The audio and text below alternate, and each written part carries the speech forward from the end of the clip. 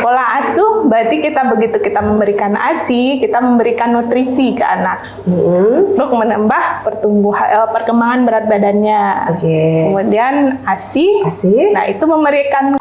Dan juga istimewanya ASI, kalau ASI itu dia nutrisinya itu disesuaikan sesuai dengan berat badan bayi yang lahir. Kalau secara keseluruhan dari awal lahir sampai umur berapa sih Bu dikasih ASI?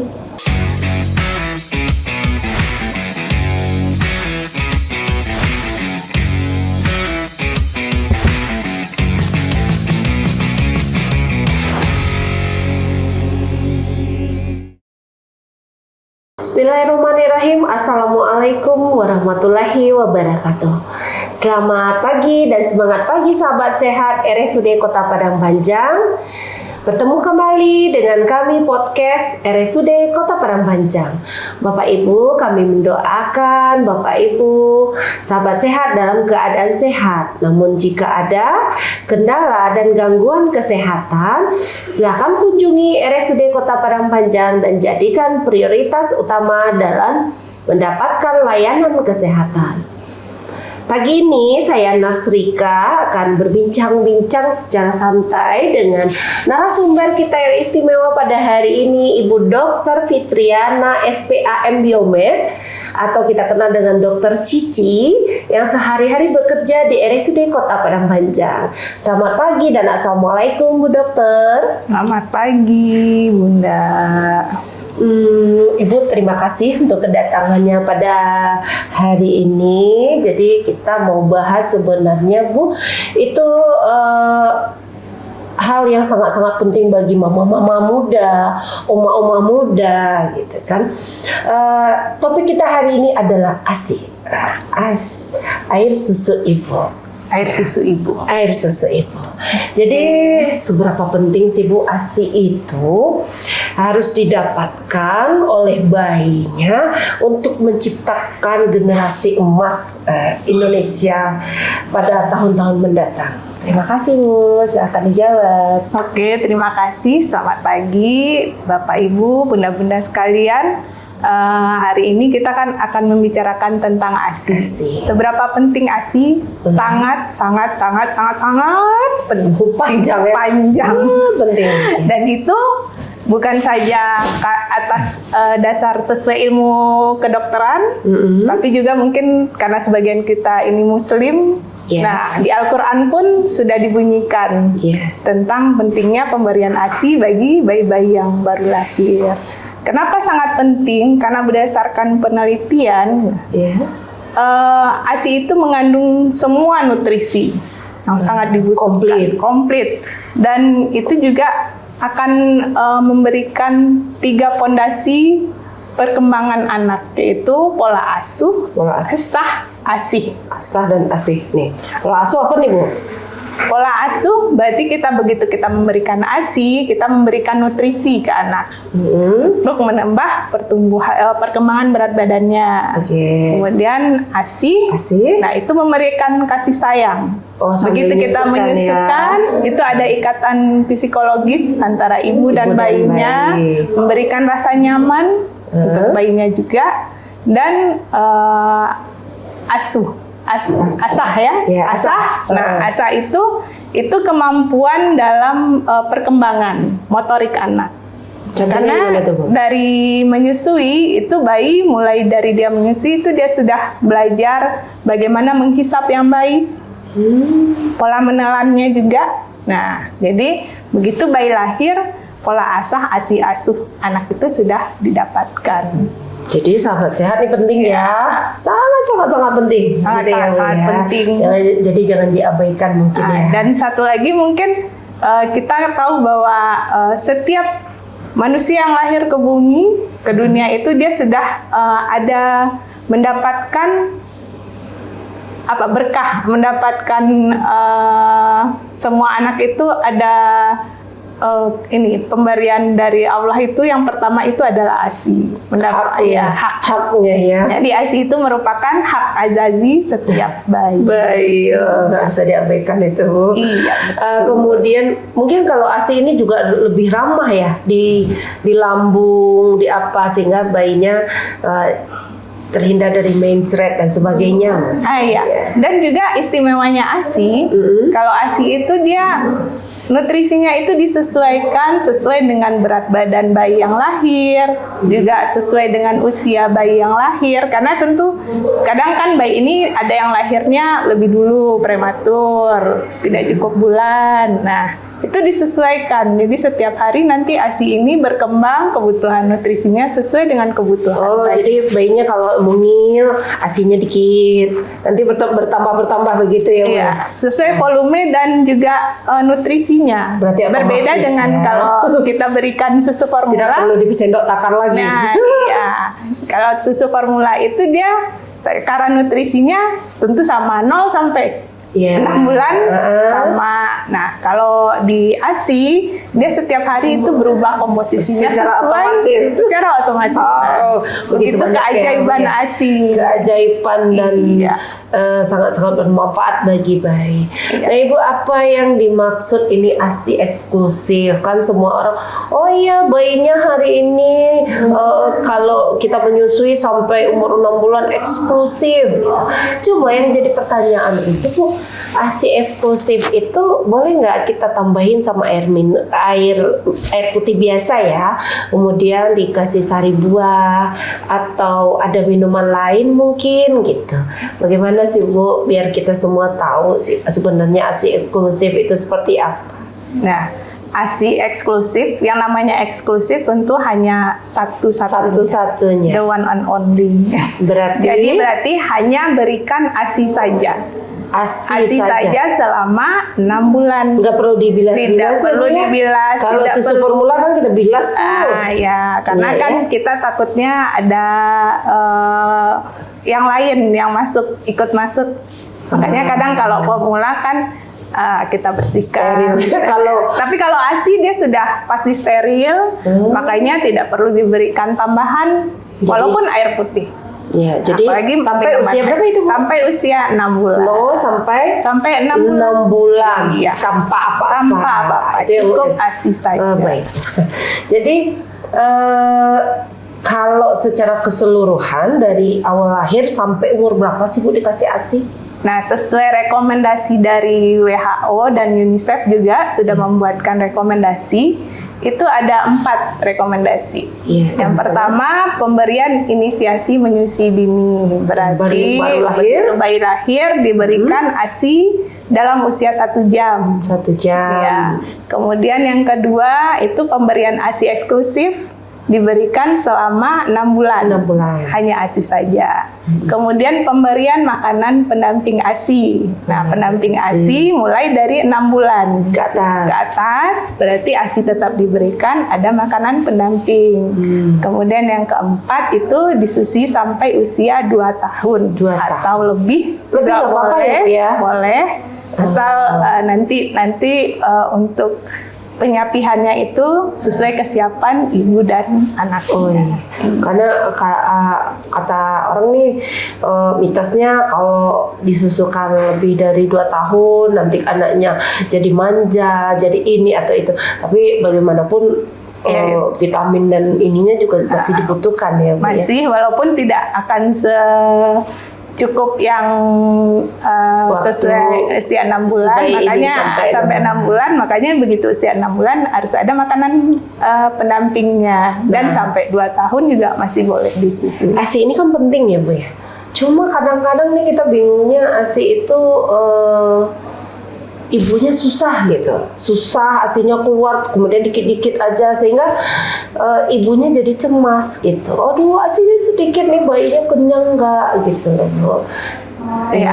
Apa sih yang bisa dilakukan ibu supaya ASInya itu lancar, bagus, anaknya atau bayinya kenyang gitu? Jadi mungkin yang paling utama itu adalah percaya diri dari ibu, bahwa sebenarnya hanya 90% itu ibu bisa menyusui.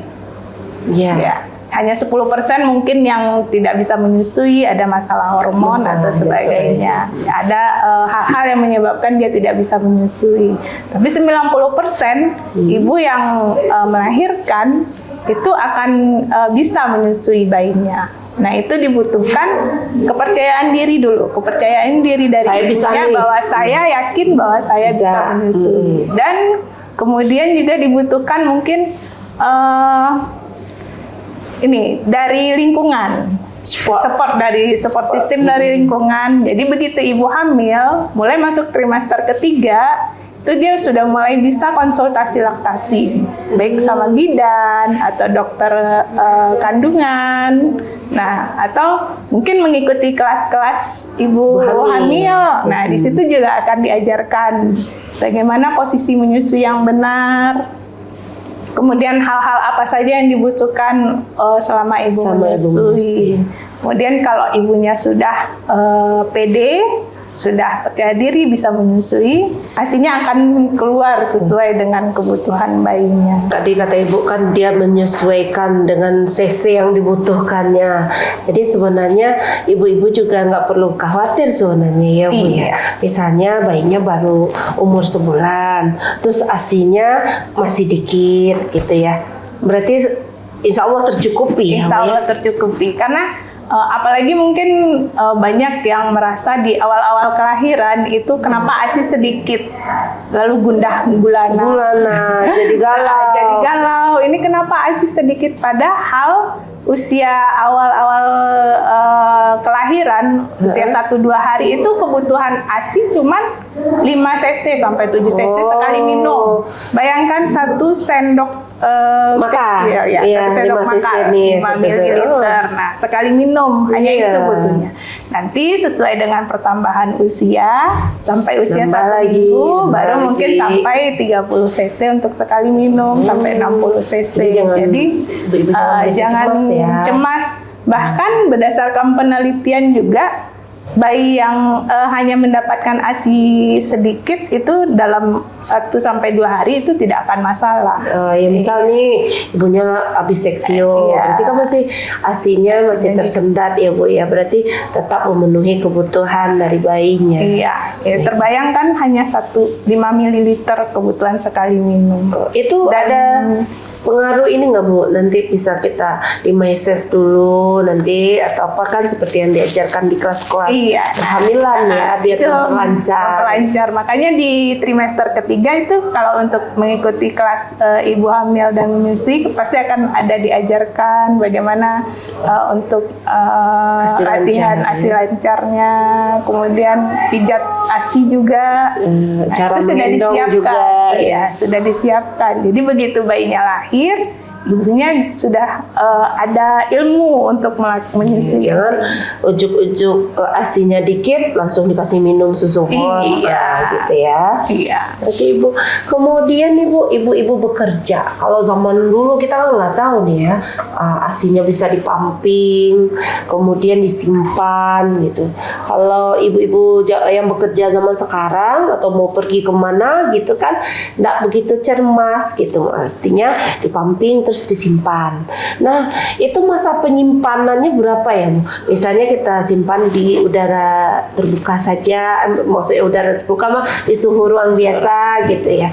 Itu berapa jam kira-kira, Bu? Terus kulkas berapa? Freezer berapa? Nah, kalau untuk ASI perah, memang untuk penyimpanan ini kita harus sesuaikan dengan suhu. Karena nanti takutnya kita sudah capek-capek merah, ternyata penyimpanannya tidak benar, begitu diberikan ke anak malah bermasalah. Nah, kalau untuk ASI perah yang disimpan di suhu ruangan, nah itu kalau suhunya di atas 35 derajat, itu bisa 4 jam. 4 jam di ruangan terbuka. Tapi harus di wadah yang tertutup ya. Kemudian kalau di bawah 25 derajat mungkin di lokasi kita kan udara kita kadang-kadang agak dingin tuh bisa 6 jam. Oh, lebih tahan lagi begitu ya? Iya, lebih tahan. Kalau untuk disimpan di kulkas, itu untuk kulkas yang 1 pintu atau di kulkas bawah saja itu dapat 1 minggu. 1 minggu. Iya. Kalau seandainya di freezer Nah, freezer itu dapat disimpan itu dalam 1 bulan. Berarti kalau udah misalnya nih Bu, yang di kulkas sama yang di yang di freezer, kalau udah keluar lagi nggak masuk lagi berarti ya? Ya, betul. Bener gitu ya Bu ya? Jadi kalau dia sudah keluar dari kulkas, atau freezer, nggak boleh dimasukkan lagi. Makanya kita harus menyimpan ASI perah itu sesuai kebutuhan minum anak. Jangan terlalu banyak, mungkin dalam 20 atau 30 cc sekali satu tempat. Nah, jadi begitu dikeluarkan, dihangatkan, nanti kalau tidak habis ya terpaksa tidak digunakan lagi. Berarti wadahnya juga kita harus benar-benar pastikan ini bersih gitu ya. Dan mungkin juga untuk mulai persiapan ASI perah ini jangan di awal-awal masa neonatus, masa 1 bulan. Jadi usahakan dulu setelah lewat 1 bulan, karena nanti kita sudah tahu bahwa ASI untuk anak ini cukup, pertambahan berat badannya cukup. Nah, baru kita siapkan untuk penyimpanan ASI perah. Jadi kita cukupi dulu nih. Iya, cukupi dulu dalam 1 bulan. Jadi jangan karena semangat nih mau menyimpan kita karena bekerja, mungkin baru satu minggu baru usia anak kita sudah siapkan untuk ASI yang diperah. Jangan begitu, nanti pertumbuhan anaknya, karena kan di 1 bulan itu kita pantau dulu cukup atau tidak. Nah, di situ kita lihat bagaimana pertambahan berat badan anaknya bagus, baru kita lakukan di bulan kedua kan ya. Di bulan kedua ya Bu ya. Kemudian nih Bu, kita ingin membedakan nih susunya masih bisa diminum, ini udah rusak nih, kira-kira gimana tuh Bu? Biasanya kalau ASI itu kalau masih dalam bentuk seperti begitu keluar, berarti tidak ada gumpalan. Nah, itu berarti masih bagus. Tapi kalau sudah ada gumpalan atau ada pemisah antara ini, ada seperti kandungannya yang lebih jernih seperti air, nah itu tidak bisa lagi berubah warna atau berubah bau. Nggak ada istilah sayang ya. Iya, jangan tetap harus dibuang. Karena bisa jadi sudah terkontaminasi karena dia kan sudah dari luar kan. Tapi kalau yang masih di dalam payudara ibu itu tidak ada kata basi. Kadang mungkin ada beberapa orang zaman-zaman dulu 4 jam atau seharian tidak menyusui anak, besoknya takut menyusui karena dikatakan ASI-nya udah rusak. Seharian nggak atau 12 jam tidak disusui, takut memberikan ke anak karena ASI-nya sudah rusak. Padahal kalau dia tersimpan di dalam payudara ibu itu berarti aman, pasti aman, steril. Udah ada mesin penghangat sendiri berarti ya. Ini Bu, kita ngomongnya tentang mitos nih Dok, mitos. Bener nggak ya kalau ibu menyusui terus hamil, ASI-nya masih boleh nggak? Jadi kalau ibu yang sedang hamil menyusui anak, itu tidak ada masalah sebenarnya, kecuali kalau dianggap bahwa kehamilannya ini sedikit beresiko. Nah, itu mungkin yang tahu nanti bisa dikonsultasikan ke dokter kebidanan kandungan. Jadi begitu. Kalau seandainya kehamilannya aman, ibunya tetap boleh menyusui. Kecuali memang ibu asupannya juga kurang kan ya. Tapi kalau makanannya banyak, makanannya cukup, minuman lancar, susu hamil diminum, jadi mungkin tidak masalah. Tidak ada masalah, dan pastikan kandungan ibunya aman juga. Nah, alhamdulillah ini banyak informasi sih yang kita dapatkan dari bincang-bincang kita di ASI ini.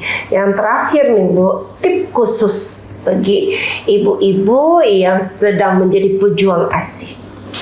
Tip khususnya yang pertama harus percaya diri. Percaya diri bahwa ibu bisa menyusui, kemudian kita mampu untuk menyusui anak karena ini merupakan hak anak yang harus diberikan. Kemudian juga support system baik dari keluarga, terutama mungkin dari suami, dari ayahnya. Itu sedikit dimanja kita berarti ya. Karena kalau ibunya bahagia, hormon-hormon endorfinnya akan keluar. Nah, otomatis nanti ASINya juga lancar. Jadi para bapak juga sebenarnya memegang peranan penting Sangat-sangat bagi ibu pejuang ASI ini, gitu ya. Berarti perlakuan yang menyenangkan untuk sekolahnya. Kemudian nutrisi juga, karena pasti ASI ini tergantung dengan apa yang ibu makan. Jadi kalau mau nutrisi ASINya baik, ibunya juga harus makan makanan yang mengandung nutrisi yang bagus, harus cukup, harus seimbang. Sayurnya, kebutuhan makanan untuk ibu menyusui juga 1,5 kali lipat dari biasa. Daun katuk gimana tuh, Bu? Daun katuk boleh, sebenarnya kan apapun kalau sayur-sayur itu yang berkuah banyak minum, kebutuhan 2 liter sampai 2,5 liter minum sehari. Nah, kemudian proteinnya juga harus diperhatikan. Ngaruh nggak, Bu? Misalnya kita habis menyusui ini harus kita warisan ibu kita waktu itu harus minum 1 gelas air hangat-hangat kuku setelah menyusui bayi gitu. Gimana tuh, Bu? Iya, itu juga mempengaruhi karena kan tadi kebutuhan cairan ibu menyusui juga lebih tinggi, maka sebelum menyusui minum dulu, setelah menyusui juga harus minum agar ibunya juga kebutuhan cairannya terpenuhi, ASINya juga menjadi lebih baik. Nah, kemudian apa lagi tuh, Bu? 3 ya tipsnya. 3. Yang keempat, mungkin kalau seandainya kalau udah belajar kan posisi menyusui, kemudian perlengketan yang baik, ya itu juga akan mempengaruhi keluarnya ASI. Perlengketan posisi saat menyusui bayi, kemudian juga kebutuhan kalau seandainya ibunya bekerja, nah kan ASI nih sampai 6 bulan eksklusif. Nah, pasti ibu cutinya kan cuma 3 bulan. Nah, yang 3 bulan lagi harus disediakan juga ruangan pumping atau ruangan menyusui di tempat bekerja sehingga ibu dapat memerah ASINya lebih nyaman dan keluar ASINya juga lebih banyak. Tips-tipsnya, Bu ya. Bapak Ibu, sahabat sehat, alhamdulillah nih kita dari bincang-bincang kita semua, mudah-mudahan ilmu yang diberikan oleh Dr. Cici menjadi hal-hal yang bermanfaat bagi ibu-ibu pejuang ASI, sahabat sehat semua, sehingga kita bisa menghasilkan generasi emas yang sehat, yang pintar, yang cerdas, dan itu pentingnya ASI. Bapak Ibu semua, terima kasih sudah hadir dengan kami di sini podcast RSUD Kota Padang Panjang. Saya Nurse Rika, undur diri beserta narasumber Ibu Dr. Cici. Ketemu lagi dengan bincang-bincang kita berikutnya. Mudah-mudahan ilmu yang diberikan oleh Bu Dokter menjadi hal yang bermanfaat dan menjadi amal soleh bagi Bu Dokter sendiri. Untuk itu kami mohon maaf jika ada yang tidak berkenan di hati Bapak Ibu semua. Wabillahi taufik wal hidayah. Assalamualaikum warahmatullahi wabarakatuh. RSUD Padang Panjang melayani dengan hati.